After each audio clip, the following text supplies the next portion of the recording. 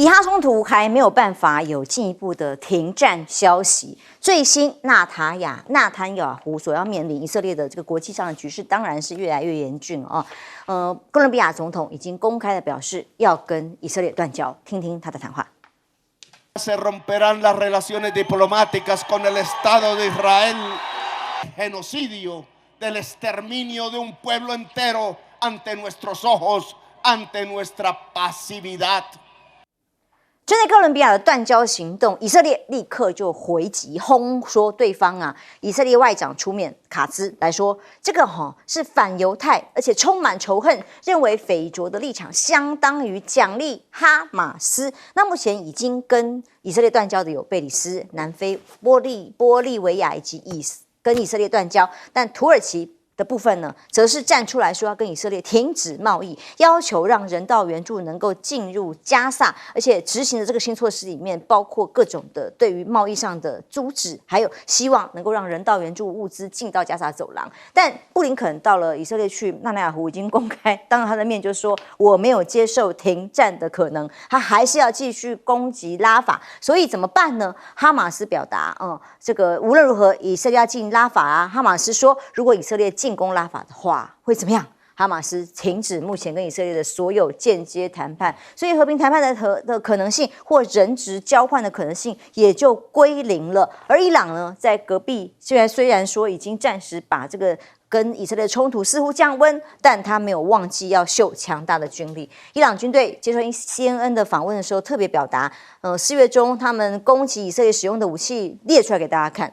有自杀无人机，有导弹。那根据美国国防部报告，伊朗的导弹力量是中东地区最强大的，而甚至伊朗自主研发的多型弹道飞弹射程都可以达到以色列领土。那同时，在美国的部分舆论意见也是越演越烈，全美的校园示威爆发冲突，伊朗教授拍手叫好，他说如果向美国宣战，一定会获得支持。意思是说，越来越多的这个不同的意见发生的时候，认为这些大学生就是我们自己人。一旦美国跟伊朗发生冲突，这些人将会上街支持伊朗。显然，在这个两极化的冲突里头呢，伊朗也要宣布制裁英美的高官。法新社报道，伊朗2号的时候就宣布对一些美国啊、英国公民实施实体的制裁。原因是什么呢？因为这些人实体支持以色列对于巴勒斯坦发动的战争。实体是指什么？金钱吗？还是言论吗？不知道它的实体是什么。但是拜登的中东政策会不会变？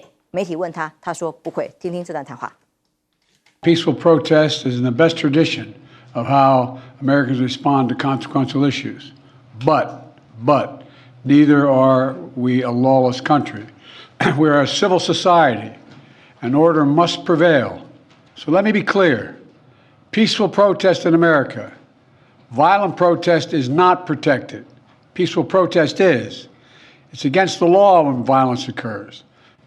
There's the right to protest, but not the right to cause chaos.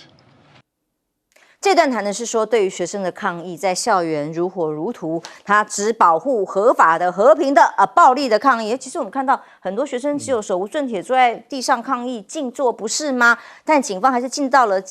LA 清扫挺巴勒斯坦的学生啊。我们看到的是震爆头盔、防毒面具，甚至这个手榴弹、闪光弹。那示威者就说，警方还朝他们发射塑胶子弹，通通被手铐起来抓走了，不是吗？那目前挺巴示威已经超过2000个学生被捕。桑德斯表示，反战的学生可能是拜登的越南，也就是说压倒骆驼的最后一根稻草吗？美国议员桑德斯说，这些比较起来，跟20世纪60年代末詹森总统那个时候发生的美国学生抗议，当然形容是越战嘛。那也许越战当年我们讨论的时候，有自己学生参战啊，但如果万一有个意外发生的话，随便一个意外可能会变成拜登的越南。这场选战对拜登的结果就要提前结束了吗？那过去曾经骂反越战的学生学运者是混蛋，这个是《纽约时报》把过去拜登的言论拿出来做比较。那这是2个大政治危机，也就是说，民主党内的左派可能会离他越来越远。加上这次选举支持他的年轻人是他争取连任的关键选民，那或者是可能共和党人拿来说嘴的是没有办法像川普那样控制混乱。那么中间选民就会跑掉嘛。亮哥，当我们看到以哈冲突哦，这个以色列的这个处境，无论如何，他对美国是没有在客气，就是我还是要继续攻击的。对，美国最近有2个动作，让人家觉得他毫无标准啊。第一个就是本来扬言对约旦河西岸部分人被这个人权侵害，他要对以色列一个团体做制裁嘛。那后来以色列回呛，他就说他不制裁了。那第二个是国际刑事法院要对纳坦雅胡还有以色列国防部长等3个人要发国际逮捕令嘛。那美国扬言制裁国际刑事法院，所以坦白讲，那布林肯去中东已经第7次了嘛，毫无作用。所以拜登事实上是引发的是第一个是民主党内部的分裂嘛，就是事实上现在跟70年代不能比啊。现在民主党是因为随着网络的发达，它的多元性、它的激进程度，可能是超过当年的啊。因为它的民主党本来就团体非常复杂，多族裔嘛，而且巴勒斯坦的议员也都是民主党的哦，还有阿拉伯裔啊。所以第一个就是拜登就第一个伤到嘛，哦，他这个民主党内部大分裂啊。那第二个就是川普站在旁边笑你嘛，说你这个无能的家伙，搞了半天越搞越大，那也没有办法搞定那个加沙战争哦。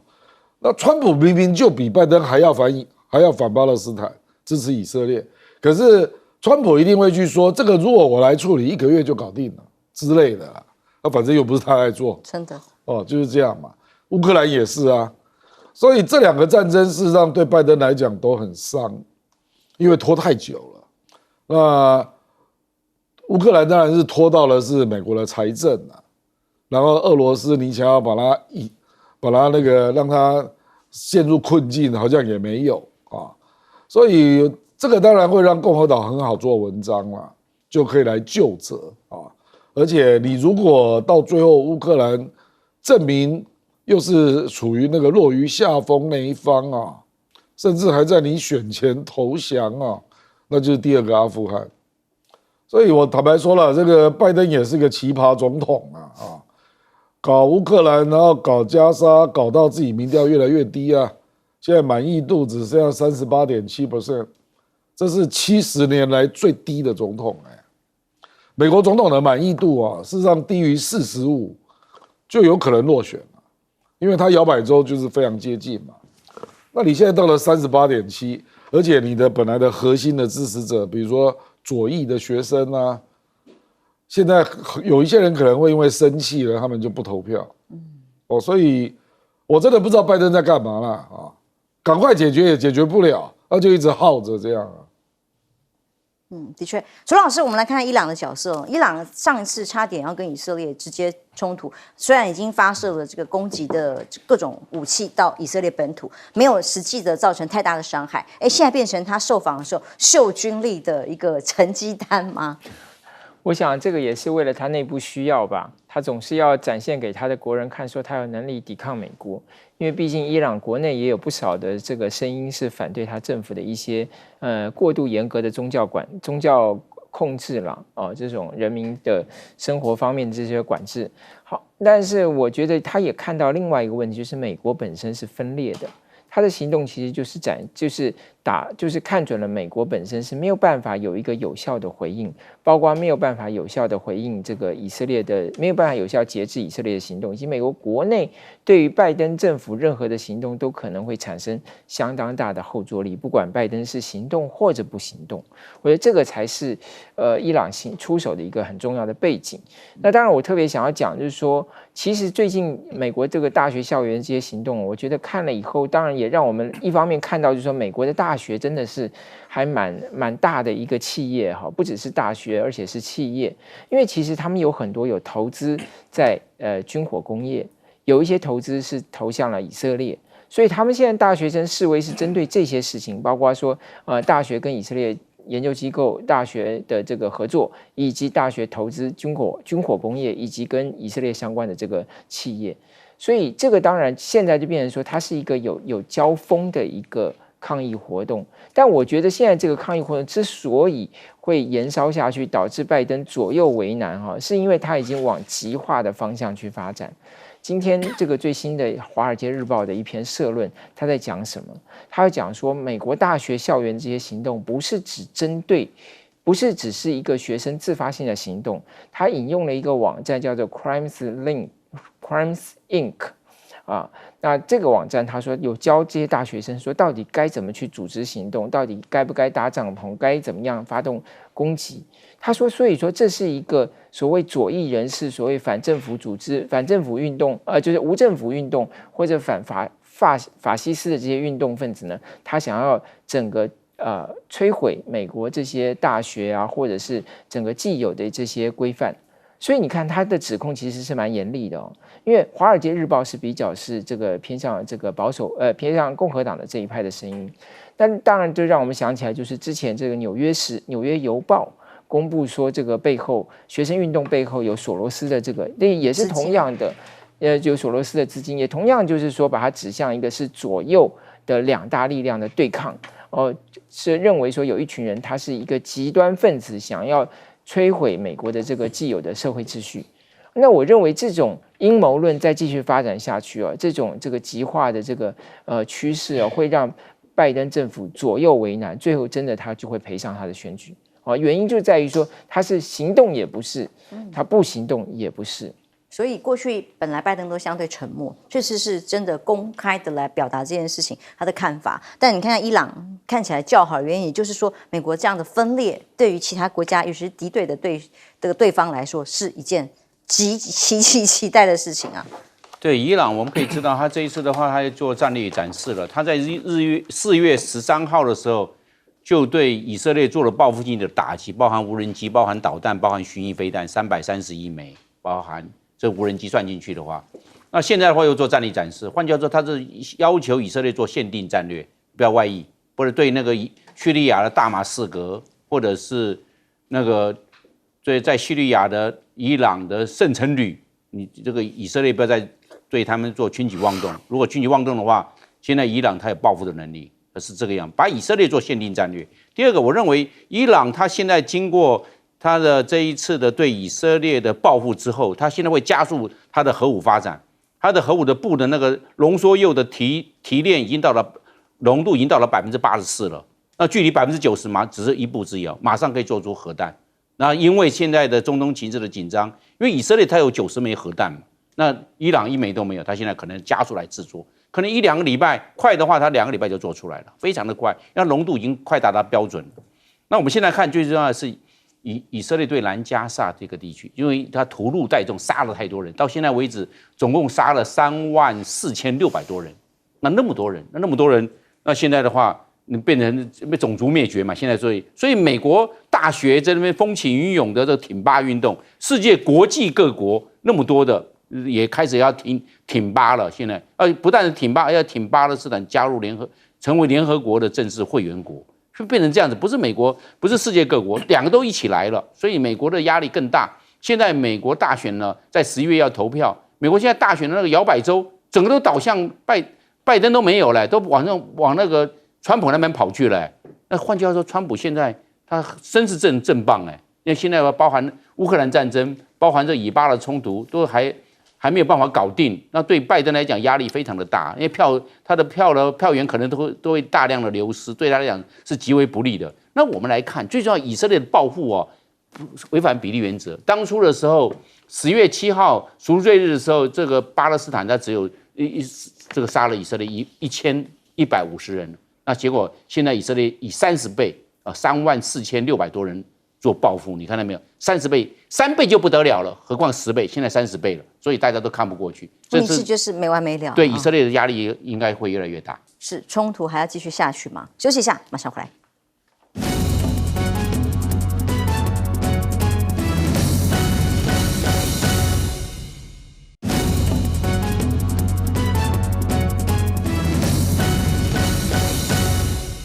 波音的意外频传，我们看到一下子这个机翼起火，一下子零件掉了。但现在告诉大家说，有一位吹哨者曾经举发内部的人说，过程当中，在包括验收啦、制造过程有疑义的这样子内部人员，又有一名举报人去世了。这位是迪恩，才45岁左右。他发生什么事？本来好好的啊，就感染一个生病嘛，住了院呐。他当时警告说737 MAX 系列是有制造缺陷的，结果突然4月30号去世了。他的姨妈就出来讲啦，他说这位迪恩的身体一直都很健康，也没有什么慢性的疾病，那么突然是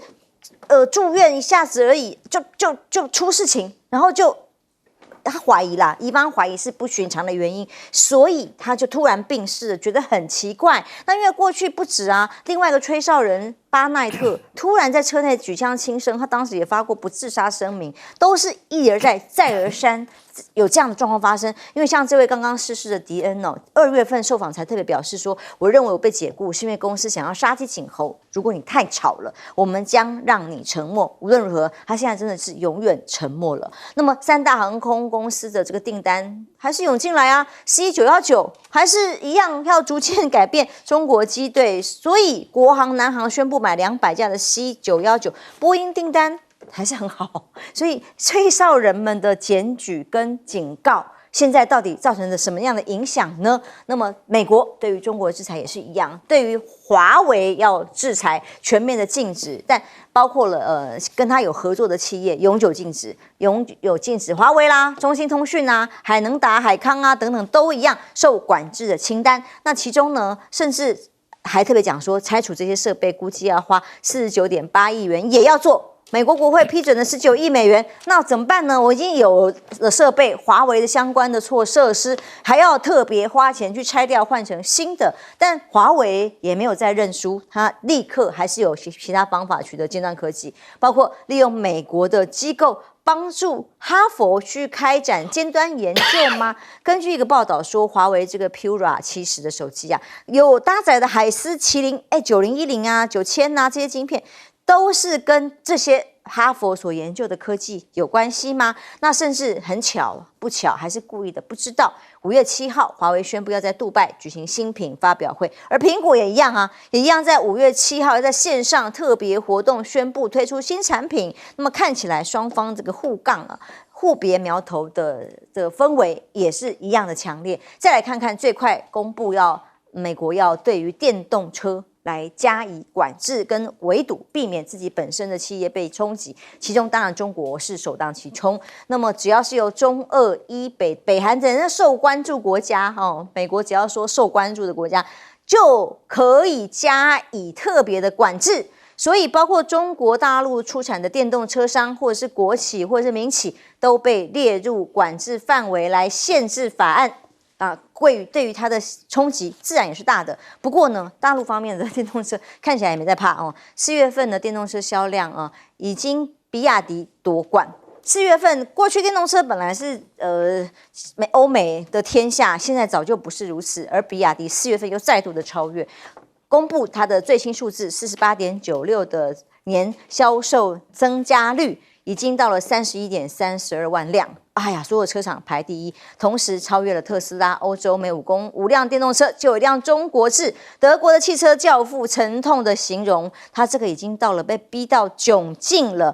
所有的大幅的势力改变了全球版图，指的是中国大陆。亮哥，当我们看到波音的这个例子，又一位吹哨人，说真的，消费者乘客应该是最担心害怕的了。这我刚查了一下资料，这个 Joshua Dean， 他是突然呼吸困难，结果就去看病，结果就变成肺炎，症状有点像我们那个新冠的第一阶段那种症状，病程发展，然后后来又插管，后来用叶克膜，没有办法救回来，就有点像那个新冠那个初阶段。就是下肺部的感染这样所以这个很难证明有阴谋啦，说实在啦不过总之啊，就是主要还是波音常常有事故发生啦。其实我倒不会从阴谋论说波音去暗杀这个吹哨人，这个我是难以置信啦。虽然电影很多了不过电影的公司不是波音了这个。不过波音确实它的品管我认为是有系统整合上的问题啦。因为我也看过有一些对他的报道啦，就是说他为了想要让自己的成本降低嘛，所以把他的很多零组件就委外制造，所以这个是不是造成系统整合的时候，整个品质就比以前要差？因为以前没有这样啊，那现在为什么不断的出问题？不是只有737出问题啊，787也出问题啊，对不对？梦幻机，而且台湾买的就是787啊，对，所以想到就头皮发麻啊，对不对？好，所以我觉得恐怕是他的公司管理出了问题了啊。那当然还有另外一个啦，就是他常常靠政治力量去拿订单啦，那这个就会使得他就欠缺跟空中巴士的竞争意识啊，你没有感受到压力嘛？事实上，空中巴士我觉得是相当成功的公司啊。人家是靠本事拿到订单，不是像你啊，来台湾就拿28架，对不对？你有经过评比吗？对不对？可能华航也有人有意见要买空中巴士啊，那你没有经过竞争，我不知道他的订单这样的来源有多少啊？感觉美国政府很常努力帮波音拿订单呐。那这个就不是市场竞争了嘛？其实只要是这样的公司啊，绩效都不会太好了，都会忘记核心应该关注的安全。就是你没有竞争嘛，对不对？比如说台湾的中油，就台塑石化出来之后，它也会改善自己啊，这同一个逻辑啦啊。那至于这个电动车啊，这个就是中国大陆确实它这一波就是。也不是只有比亚迪啦，我觉得是中国大陆就是电动车就是崛起了嘛，这已经很清楚了。就当初他请特斯拉进来扮演鲶鱼啊这个作用，我认为这个策略是成功的啦。就是特斯拉进来打个底嘛，那大家开始向他看齐，然后超越你啊，这个是成功的啊。所以你看中国大陆最近那个李强不是又。因为当初就是李强请特斯拉进来的，那个超级工厂也是李强任内。那李强现在又把特斯拉找回来了，不是要做自动驾驶？因为马斯克他想要做那个机器计程车嘛，Robotaxi 啊。那我觉得李强还是很大气啊，就说你再来啊，因为 FSD 啊，特斯拉确实是比较提前在研究。所以我觉得李强也是很聪明啊，就是说，那你再来扮演一条鲶鱼吧，让中国大陆再来跟你竞争啊。所以我觉得这个就是比较大气，然后对比美国对比亚迪要设置各种限制这样的不同作为了。互相刺激跟进步，就让国内的企业发展可以这么的快哦。涂教授怎么看从科技面中美的竞争？好，其实这里头讲到像。华为啊、中兴通讯啊、海能达跟海康威视，这个是2022年底的时候，美国就公布要禁止的，那要制裁的啦。那其实这个称之为制裁，主要就是说哈，它其实主要是一个限制，就限制美国政府不可以使用这些公司所提供的设备。它的理由当然就是为了安全的理由啦，就是说这些设备其实都涉及到美国的所谓的基础的核心的这个基础设施，那用这些设备可能在资料传输啦，或者是远端控制这些领域，对美国来说可能构成一个威胁，就是说它制裁理由是这样子啦。那但是它并没有禁止美国一般公司、一般个人去购买的，只是说一般个人如果你购买的话，未来他要在就是在有购买这些所谓的零件啊或其他的维修啊，可能也会出问题，因为其他美国的公司不能够向这些公司去出售它的一些相关所需要的这些零组件啊或中间材啊这些东西，所以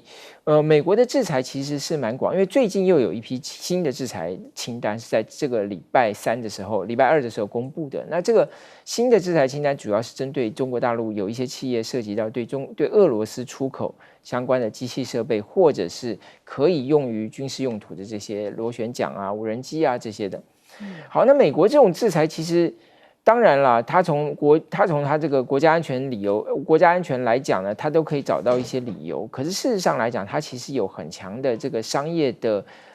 影响力，就是说它其实是它其实也是混合了所谓商业动机跟国安动机啦。那有时候它的影响会影响到什么程度呢？就是说，它不只是说美国说他自己这样做，它有些像最近这一批，它也是连同像英国啦、澳洲啊，他们都同步制裁。像这里头所提到这3家公司，当初在前年的时候也是一样，这个澳洲啊，这个英国都同步制裁，这个其实是它影响力比较大的，因为它可以联合它的盟友共同去进行。但是美国自己会碰到2个很大的难题，第一个难题当然就是说，你真的要禁止的时候，因为它的生产链是一个相互依赖的，所以你真的要禁止的时候，其实很多它的相互供应，美国企业要供给这些中国大陆企业相关的中间材的时候，它的市场会受到限制嘛，它的订单就减少了。第二个，美国有一些它的公司也好，它是或个人也好，它运用这些中国大陆企业所提供的这些器材，它可以更快的去发展他的个人的事业也好，或者他其他的一些生产。但是你停止了这些供应源的话，对他来说，他也会造成他的这个经济上，我们从经济学的用语就是说，更加的就不效率了。就是它会变成它要选择一个生产比较没有效率的一个供应来源，所以从经济学的角度，这样子的这个做法其实是比较不经济的。但是在同样的概念用在中南美洲，因为美国也要求中南美洲说，也跟中南美洲警告说，你用中国大陆这些绿能商品，可能也会对你带来国家安全的挑战啦，或是使你被这个中国大陆因此而让它对你可以予取予求啦。其实中南美洲反而没有受到很大的影响，为什么？因为第一个，就是说，他所谓的这种把资料传送回中国大陆这个情况呢，其实他还没有真的找到太多的证据。这个更进一步说，像中南美洲国家，因为他们本身都有很多的这种所谓的这些矿石啊，或者是生产绿能的相关的这些原物料，所以它根本不会被中国大陆所控制。我觉得这些因素其实是美国在扩展它的这种禁令要延伸到其他国家的时候，它碰到最大的一个难题。将军。对，我们可以看得出来，就是这个波音737 MAX 啊，它面临的压力大。它是当然有做吹哨者的意外，但我认为它是来自于商业压力，因为现在包含空中巴士的 A3，就是我们叫做 A320，它的价格比波音737要便宜8%。你看，大家都会比价很清楚啊。那个我们波音拐三拐，它目前的。就是它的安全事件出了太多，轮胎也掉了，逃生门也跑掉了。另外，它玻璃又破了，这太多问题了嘛。你太多问题的话，它的商业的信用就是安全度，因为我们知道这个空中的这种要求的规格跟地面上不一样，在空中的话，安全更重要。对安全它很重视的，又贵，结果还不安全。现在变成这个样子。最重要还有另外一个商业上的压力，就是中国大陆C919出来了，C919的价格比波音同样等级的波音737便宜15%，你看看这价格又便宜，是啊，座位数还稍微多一点，因为大概波音737它座位数大概158，你除非是要买波音拐三拐的900型的，那才可以载到188，是这个样。那719的量比它载的还多，比波音拐三拐载的还多一点，然后价格又便宜15%，你看大家是不是就竞争压力？这个空中巴士那个他已经搞不定了，空中巴士已经跟他做抢市场。空中巴士那个是 A320哦，是将近有4000架的市场哎，都是把波音抢过去了。现在中国大陆又出来了，719订单已经超过1000架了。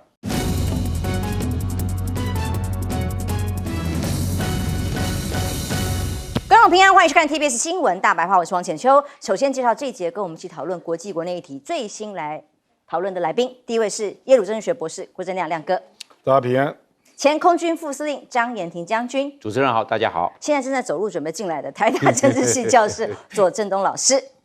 来看看最新的这个议题消息里面，当然就是美中的对抗哦。当美国公开的表达对于520之前赖清德准总统的态度的时候，这是由美国亚太驻国务卿他说的话。他这种说法哦，有点像是老师评论学生吗？或者是有没有以上对下的味道？大家有主观的看法啦。但这个说辞是这样的：美国对中方言明，就职典礼前后都不应该增加局势的紧张，破坏和平稳定。赖清德选后的言论相当负责任哦，表明美台对台海和平稳定的共同承诺，表现得很好啦，不错啦，没有出格啦，所以对于赖清德选后言论相当负责，美国之音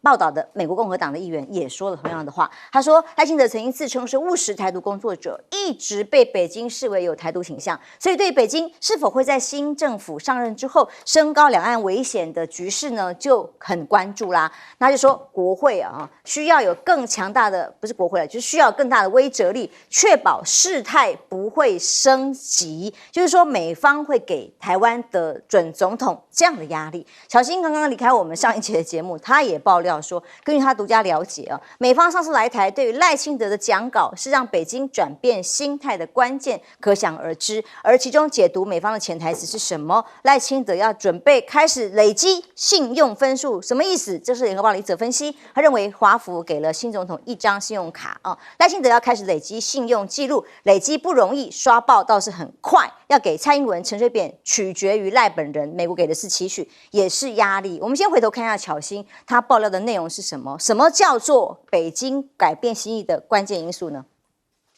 因为据我的这个独家的了解，那美方他是确实有表示说，这一次是上次来到台湾是希望了解到赖清德他对于讲稿的内容跟态度是否能够让两岸之间能够是比较和缓的。他们美方希望透过赖清德的520讲稿，让中国大陆不要对于台海情势产生所谓的误判，也就是动用武力，所以才会有这样子的发言。先前我们也合理的有很多这样的分析跟推断但520之前虽然好像比较放心一点嘛，在美国挂保证的情况之下，还是要秀肌肉，有10架解放军的军机2度接近了马祖的空域这是最新的消息。那么军事粉专还公布了这个空军的喊话，这个新声音的内容，听听当时的画面。中华民国空军广播，位于马祖北面空域，高度3400公尺的中共军机注意，你已接近我空域，影响我安全，立即回转脱离，你已经破坏区域和平稳定，你要负完全的责任。哇，这个说辞应该是军方定下这个新的标准，你已经脱离区域和平稳定，你要负完全的责任。军事粉专录下来自己非官方公布的一个说这个广播内容，代表着我们军方现在先定调的态度是如此，但解放军的轰炸机一样投射导弹的画面曝光，没有再客气的啦中国官媒所发布的片段告诉大家，他仍然要秀肌肉。透过画面可以看到，这种首次公开的解放军轰6K 轰炸机，它投射空射导弹的画面。那外界解读520就职之前的时机公布，是针对美国为了维护台海的这种稳定可能介入行动所做的针对性的威吓精准的打击吗？而中国大陆方面狂买27吨黄金，总价值是5兆元，这个消息也有外媒拿来报道说，哎呀，很担心是不是在为台海冲突做准备呢？这个是英国皇家联合研究所副所长所说出来的话，在媒体里面的报道。他说，为了避免将来跟台湾发生冲突的时候受到西方国家经济制裁，所以这个手段就是用买黄金吗？不过说真的，全球现在都在买黄金避险，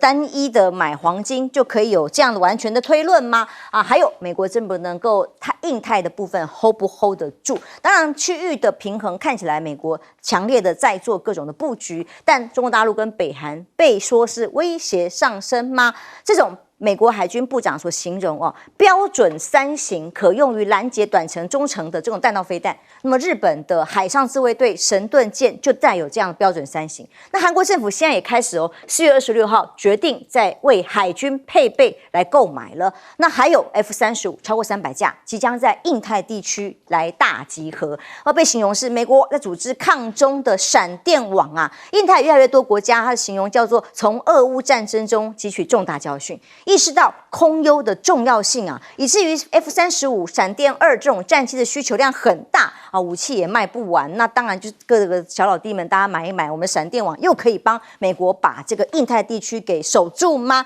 还有一个中共轰6N 的测试，这也是一样互相在对峙展现实力。这个印太越来越多的国家从俄乌战争的教训以后，就包括了超高超音速的反舰导弹，要威慑关岛的美军航母，也一样在修肌肉。尤其是我们谈到这个福建舰啊，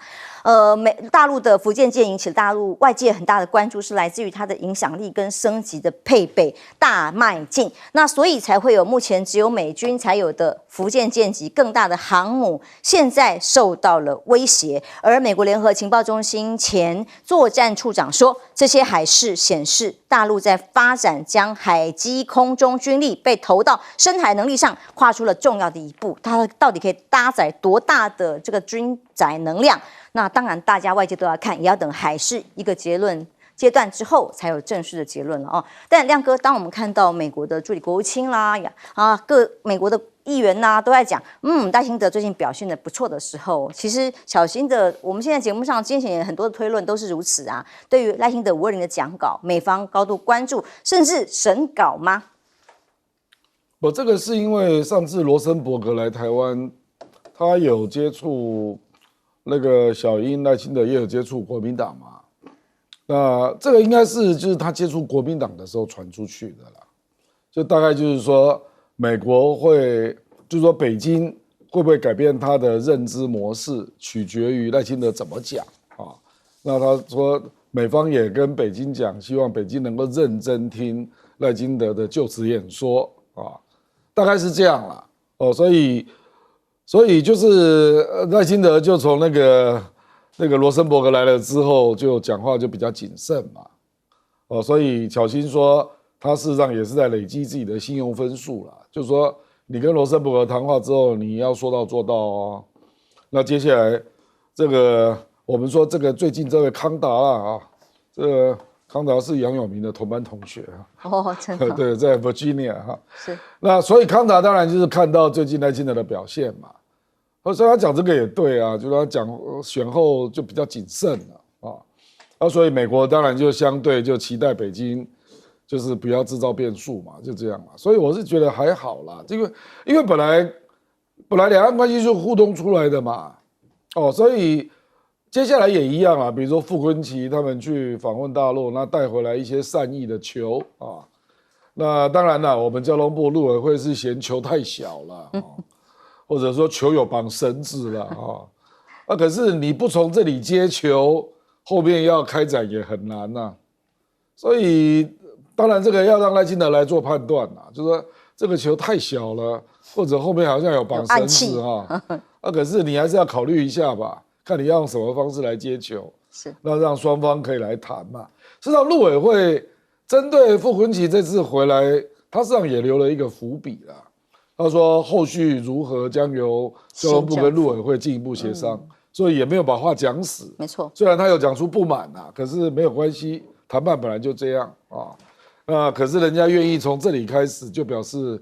至少可以从小善意开始嘛。最重要是相向而行这样那我觉得这个空军的部分，我们这个张将军在这里，我们不敢乱讲不过我的意思。我是讲别的啦，中国大陆买黄金这也没什么对呀，因为中国大陆的黄金储备距离美国实在太远了啦。这个当然跟过去他没有着重这个有关啦那美国现在的储备黄金是8300吨，中国大陆才2500，真的偏少的，完全不成比例。我坦白讲，第二名叫德国，德国也超过4000吨是。那我们讲一个大家也感到意外的，比如说意大利也比中国多所以我坦白说，就是中国大陆当然知道他要补，尤其是他如果人民币要国际化，你总不能都是锚定到美元吧？这不是很奇怪吗？因为人民币现在的价值的基础是美元因为你美元资产高达3兆多所以我是觉得这个是减持美元，然后要有一个比较符合国际要求的一个新的基础，就黄金嘛当然啦，我也同意啦。比如说，他如果美元不断减持，那他就比较不怕美国制裁嘛。所以相对上，英国的机构当然可以去这样推论。为什么呢？因为俄罗斯就是减持到一定程度就战争就爆发了。因为俄罗斯本来持有的美元可能也高达7、8千亿。那减持到3000亿，俄乌战争就发生了。那现在不是被美国冻结部分吗？欧洲也冻结他那个2000亿啊，前奏曲。所以就是，当然有些人就会这样说，中国大陆如果还持有美元资产高达3兆的时候，那台海战争应该不会发生啊，因为美国就把你给冻结了啊。所以有人就会做这样的理解了。不过我坦白说，27吨距离那个他要累积的还久得很啊。是因为中国大陆，我认为以他的目前的这个 GDP 的 size， 它至少要累积到4000吨以上，现在距离还蛮远的。是将军看到这个我们军事粉专所公布出来新的对话的内容，跟你可以读到的讯息是什么？对，他在马祖这方面的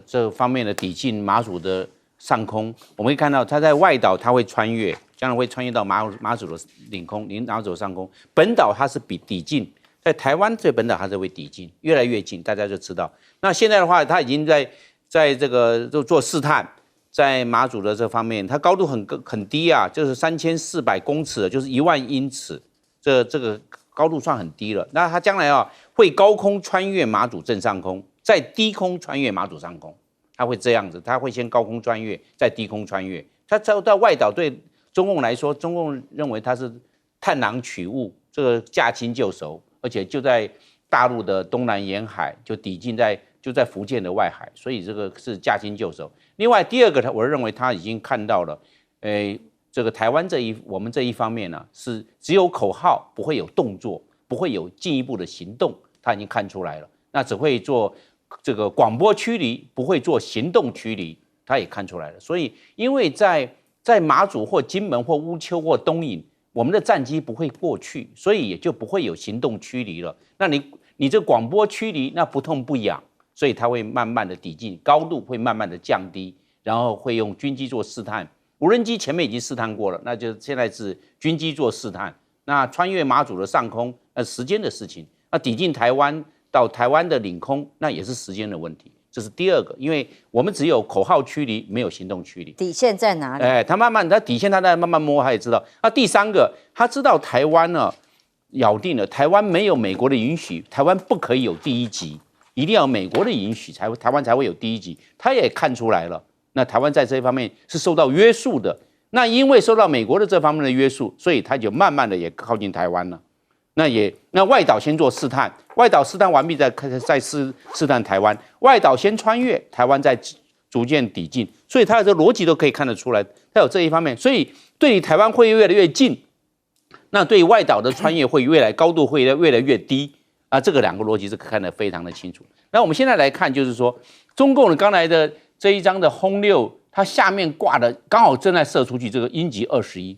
空对舰的这个高超音速的反舰飞弹。它这个有2个特色，你看它射的这个是直接抛投下去，它这个是原则上它这个是路面的对陆打击，其实它是应该来讲是对海。鹰击21它可以射程可以到1500公里，而且它是高超音速，它的速度的话到6倍音速，所以换句话在反舰的舰迫防御系统要对中共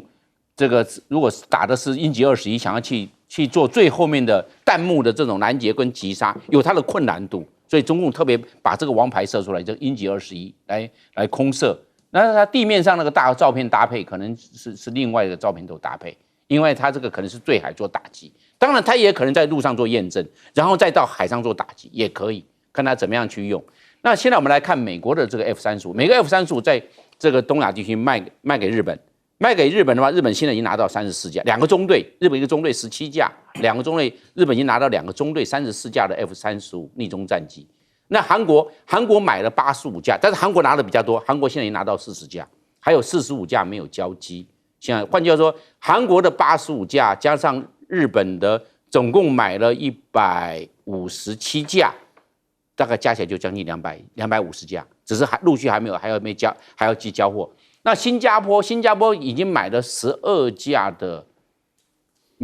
F-35B， 因为新加坡买的是垂直起降 F-35B， 买了12架，但买了12架 F-35B 要后年2026年才交货，所以他现在还没有拿到，要2年后才会交这12架的 F-35B 垂直起降的，但是新加坡最近又订了8架，就是空军用的 F-35A， 他又买了8架，所以将来新加坡有20架，12架垂直起降，8架是新加坡空军用的这个一般的跑道起飞的，所以我们可以看美国在这一方面的 F-35。在这个亚洲的市场还蛮大的了，它现在已经做了1000架，但是问题是美国空军要用，还有北大西洋公约组织的一些国家也买了，所以看起来这个 F-35的主力战机将来在整个的这个美国，包含世界其他国家所扮演的空军角色会加重。左老师怎么看这个分析的观点是说，好像美方给了一个赖准总统1张信用卡，现在要刷你信用的时候了，小心不要刷爆了。我觉得当然维系跟华盛顿跟北京之间的一个信任的关系，其实对任何一位中华民国总统来说都是非常重要的啊。那不只是说对于美国，对于中国大陆也是一样。那我倒是其实我会把它两面同时来看哈。我认为现在美国跟中国大陆事实上是在相向而行。你看布林肯这个康达说。他已经这个布林肯在北京已经正告中共当局说，不可以采取这个胁迫性的不可以采取挑衅的行动。但是北京在这个布林肯访问的时候，也有新闻发布也说，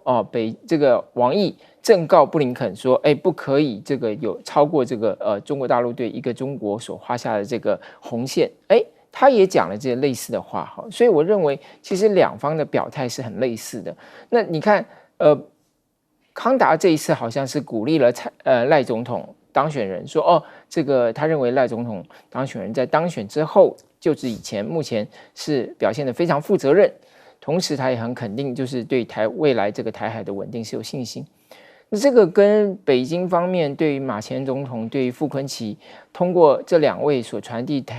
回台湾的这些正面的讯息，包括说要开放陆客来台湾，这个不是也很类似吗？所以你一边是鼓励这个民进党，一边是鼓励国民党，所以我看两边其实是相向而行。所以两边当然也不能只有这个软的一手啊，两边都有各自的硬的一手嘛。所以大陆也秀肌肉，美国也秀肌肉。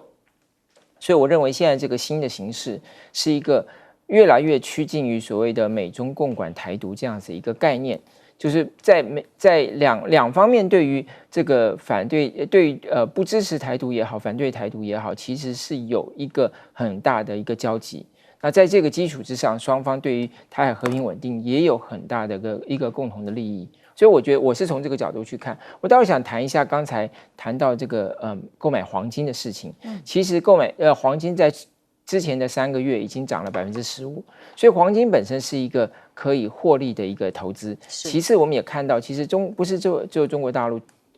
在过去1年以来，全世界累积黄金最多的是中国大陆，再来是印度，再来是土耳其，再来是印度。那这2个国家都没有，后面这2个国家都没有想要发动战争的可能性吧？目前来看，所以其实这主要也是因为美国把美元武器化，然后呢，这些国家都跟一些美国所禁止的这个国家进行交易，所以他们都需要累积一些美元以外的资产。我觉得这个跟美国对于美元的政策也是有很大的关系啊。那甚至还有一个很有趣的事情，就是过去1年以来，俄罗斯持有的黄金事实上是在减少的。所以我觉得其实更贴近的一个精准的看法，应该是把它当作是一个避险工具，或者把它当作是一个投资的资产来看中国大陆这样子的一个持有的行为。的确，全球都如此。休息一下，我们继续来看以哈冲突，马上回来。